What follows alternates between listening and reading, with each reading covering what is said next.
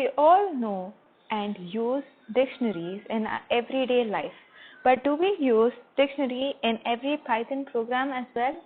Well, recently I have figured that dictionary can be used in any question, and it makes it very simple and easy. So this is a question from a coding competition contest, and I have used dictionary to solve it, and it has been accepted. So the question is, a chef is given n axis parallel rectangles. So basically we are given points, that is 4n minus points are there, 4n points are there, and he has only 4n minus 1 point, and he has missed a point, and we need to find the missing point.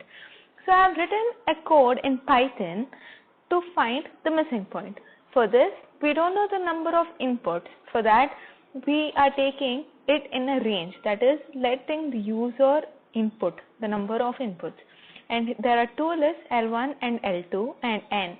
N is the number of points, but we will be given 4n minus 1, and for every point there is an x and a y coordinate. The x coordinate will be saved, will be appended to L1, and the y coordinate to L2. And the dictionary for finding the number of points, like if there are 4n points and if it has to be a figure, then each point should occur twice. The point which occurs once will be printed as the output, and the following code gives this result.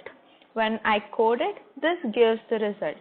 For example, if I want to iterate the whole loop once and the input is 2, that is the number of points in that case will be 4 into 2 minus 1, that is 7 points are given, and this 2 into 2 is the output, the missing point.